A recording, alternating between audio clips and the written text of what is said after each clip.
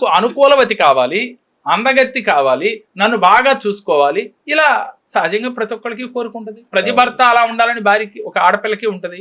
ఉన్నప్పుడు మీరు కూడా అదే స్థితిలో మిమ్మల్ని అర్థం చేసుకోవాలని కోరుకున్నప్పుడు మీరు ఆ ఎదుటి వ్యక్తిని అర్థం చేసుకునే స్థితిలో మీరు కూడా ఉండాలి.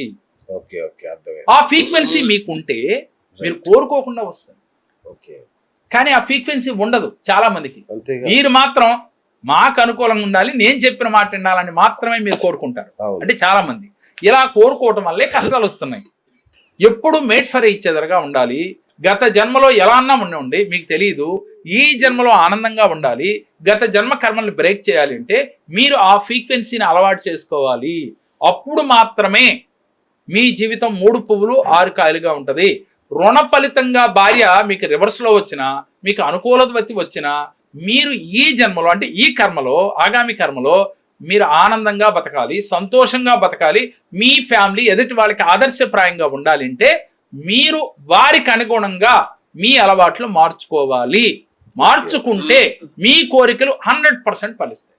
మరి ఎంతవరకు న్యాయం చేస్తారంటారు నేటి కాలంలో? సహజంగా చేయలేరు. కానీ అది చేయటానికి మరొక మార్గం ఉంది. ఏంటి అనంటే ఆస్ట్రాలజీలో కొన్ని రెమెడీస్ ఉన్నాయి.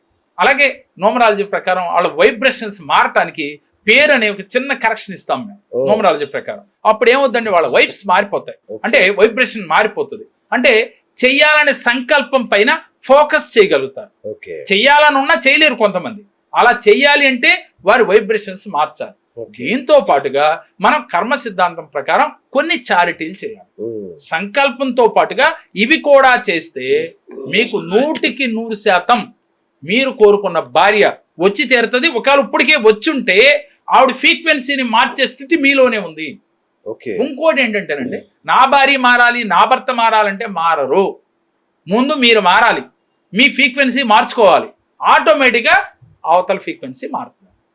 అంతేగాని మీరు మారకుండా నేను ఇంతే, ఆవిడ అంతే, అంతే కదండి. సహజంగా అంతే. మీరు ఎప్పుడైతే కోపాన్ని తగ్గించుకున్నారో, అరవడం మానేశారో, ఆటోమేటిక్గా కూడా ఒక రోజు కాదు 2 రోజులుగా ఆవిడ నుంచి కూడా తగ్గుతాయి కదా. సహజమే కదా ఇది. కానీ దీన్ని ఇంకొంచెం డెప్త్కి వెళ్తే వీళ్ళకి మరింత క్లారిటీ ఇచ్చి భార్యాభర్తల నడుమ ఎటువంటి గొడవలైనా సవిస్పేటు చేయొచ్చండి. కాకపోతే ఒక్క వ్యక్తి మన మాట వినాలి. ఇద్దరు నా మాట నమ్మి కొన్ని రోజులు, ఎన్నో రోజులు, 100 కాదండి, అక్కడకున్న సమస్యలను బట్టి 3 నుంచి 6 నెలలు చేస్తే ఏం చేయగలను, పొద్దున పూట ఒక అరగంట ప్లస్ మన లైఫ్ స్టైల్ మార్చుకుంటే 3 నుంచి 6 నెలల్లో 100% వీళ్ళిద్దరూ చాలా అద్భుతమైన ఫ్యామిలీగా మారిపోతారు. అవునే మీరు వెళ్ళిపోయి మారు అంటే మారరు. మీ ఫ్రీక్వెన్సీని మార్చుకుంటేనే మారతారు. ఎంతో మందిని మేము ఇవాళ ఆనందంగా చివరికి కోర్టుకి వెళ్ళిన జంటలను కూడా కలిపిన రోజులు ఉన్నాయి. ఇవన్నీ చూడొచ్చు మా యూట్యూబ్ ఛానల్స్ అండి. నా మాటలు కూడా నమ్మొద్దు. నేనేం చెప్తానంటే ఇది కలియుగం, మాటలు చెప్తే నమ్మే రోజులు కాదు. అసలు నమ్మొద్దనే చెప్తున్నాను నేను. చూడండి ప్రాక్టికల్స్గా నిజమా కాదా. రండి, నేను చెప్పే ప్రతి మాట మీకు సైంటిఫిక్గా ఉంటుంది. రెమెడీ కూడా సైంటిఫిక్గా ఉంటుంది. మీరు వెళ్ళి ఎక్కడికో వెళ్ళి డబ్బులు ఖర్చు పెట్టుకోవాల్సిన పని లేదు. ఏదో పూజలు యాగాలు కూడా చేయాల్సిన పని లేదు. కేవలం 2 hours సెషన్లోనే మీ జీవితాన్ని మీరు మార్చుకోవచ్చు. నేను ఛాలెంజ్ చేసి మరీ చెప్తున్నాను. కాకపోతే ఏంటంటే ఆ ఫ్రీక్వెన్సీని ఎలా అందుకోవాలనే టెక్నిక్స్ నేర్చుకుంటే చాలు. అంటే మీకున్న సమస్యకి దాని తగ్గ రెమెడీ చేసుకోవాలి. ఇప్పుడు తల్లిదండ్రుల విషయంలో చాలా మంది దయ లేకుండా ప్రవర్తిస్తుంటారు. నిర్లక్ష్యంగానో లేదంటే నిందాపూర్వకంగానో తల్లిదండ్రులు దూషించడం, వాళ్ళని ఇబ్బంది పెట్టడం లాంటివి చేస్తుంటారు. అలాంటి వారి భవిష్యత్తు ఎలా ఉంటుంది గురుగారు? మంచి క్వశ్చన్ అడిగారండి. ఎందుకంటే నేటి కాలంలో తల్లిదండ్రుల విలువ తెలియట్లేదు అస్సలు చాలా మంది. అవును.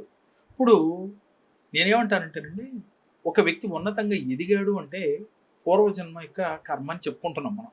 అద్భుతంగా ఎదిగాడు, ఆనందంగా ఉన్నాడు, సంతోషంగా ఉన్నాడు, కోట్లు గడించాడు, లేదు మంచి మంచి ఉద్యోగాలు సాధించారు. కానీ ఇది పూర్వజన్మ కర్మ. ఓకే, సంతోషం, మీరు ఆనందంగానే ఉన్నారు. కానీ ఇక్కడి నుంచి మీరు తాత మనవడు సినిమా చూస్తుంటారు. తాత మనవడు కొడుకు కొయ్యదవుతే మనవడు పక్కన కొయ్యదవుతూ ఉంటాడు సినిమాలో. అదేవిధంగా మీరు ఇక్కడి నుంచి ఆగామి కర్మలో ప్రవర్తించే విధానం, తల్లిదండ్రుల పట్ల మీకున్న విధానాన్ని బట్టి మీ కర్మ రెట్టింపు అయిపోతుందండి. వచ్చే జన్మ దాకా కూడా ఉండదండి. ఈ జన్మ చివరిలోనే కష్టాలు సుఖాలు కూడా వస్తాయి. ఎలా వస్తాయి? అనారోగ్యాల రూపాల్లో మారిపోతాయి. ఎందుకంటే నాగదోషం కన్నా భయంకరమైనది పితృదోషం, మాతృదోషం. నేను చాలా మంది నా దగ్గర క్లయింట్స్కి అదే చెప్తాను. నేను పూజలు అనేకం చేస్తూ ఉంటాను. ఆ పూజల్లో కూడా నా భక్తులందరికీ ఇలాగే చెప్తాను, నాయనా మీరు తల్లిదండ్రులు ఈ దేవుడి దగ్గరికి వచ్చి పూజ చేయకపోయినా పర్లా, నా దగ్గరికి రాపోయినా పర్లా, తల్లిని తండ్రిని ద్వేషించడం మానండి, మాటలతో బాధ పెట్టడం మానండి. తల్లి తండ్రి అంటే భగవంతుడు అన్ని చోట్ల ఉండలేక వాళ్ళ రూపంలో ప్రతి ఇంట్లో ఉన్నాడు, అది గుర్తించండి. ఏ వ్యక్తి అయితే తల్లిని తండ్రిని దూషిస్తున్నారు, అగౌరవంగా మాట్లాడుతున్నారు, వాళ్ళని ప్రేమగా చూడపోయినా పర్లేదండి, అగౌరవంగా మాట్లాడకూడదు, అలాగే దూషించకూడదు, వాళ్ళని 10 మందిలో ఇన్సల్ట్ చేయకూడదు. ఇలా చేయకుండా ఉంటే వీరికి చేస్తున్న ప్రతి పనిలో విజయం రావచ్చు. సరే, మీకు ఇంకో డౌట్ వస్తుంది ఈ పాటికి, సార్ మరి తిట్టేవాడు కూడా చాలా బాగున్నాడు సార్, నాకు తెలిసిన వాళ్ళు చాలా మంది ఉన్నారు అని ఒక డౌట్ మీకు రావచ్చు. వాస్తవంగా వాళ్ళకి గత జన్మలో పుణ్యం ఉందండి. ఆ పుణ్య ఫలితం వల్ల వాళ్ళ ఫ్రీక్వెన్సీ పాజిటివ్ గా ఉంది. కానీ ఇప్పుడు ఆగామి కర్మలో చేసేది 100% వీళ్ళకి వస్తుంది. ఎందుకంటేనండి ఇవాళ మొక్క విత్తనం వేసాం, రేపటికి ఫలాలను ఇస్తుంది. అట్లాగే వీరి ప్రవర్తన రేపటికి ఫలాలను ఇస్తుంది. అది మంచి ఫలాలు కానీ నెగిటివ్ ఫలాలు కానీ. కాబట్టి మీరు రేపటి రోజు ఫలాలు అందుకోవాలంటే ఇప్పుడు ఆగామి కర్మలో మీరు ప్రవర్తించే తీరు బట్టి ఉంటుంది. అప్పుడు గత జన్మ పుణ్యం కూడా బ్రేక్ అయిపోద్దండి.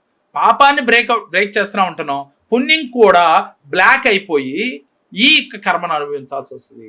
అందుకని తల్లిదండ్రుల విషయంలో ప్రతి వ్యక్తి గుర్తించుకోవాల్సింది ఏంటంటేనండి, వాళ్ళని దూషించకుండా ఉండటం, అగౌరవపరచకుండా ఉండటం.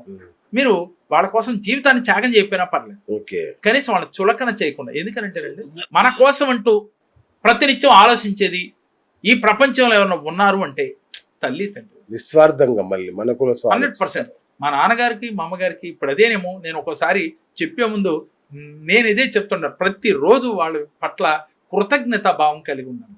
నేను చేస్తున్నది అదే. నేను ఈరోజు ఆనందంగా ఉన్నాను, గుండె మీద చేసుకుని 100 మందికి ఇలా చెప్తున్నాను అంటే నేను ఆచరించకుండా చెప్తే అది కరెక్ట్ కాదు. అంతే కదండి.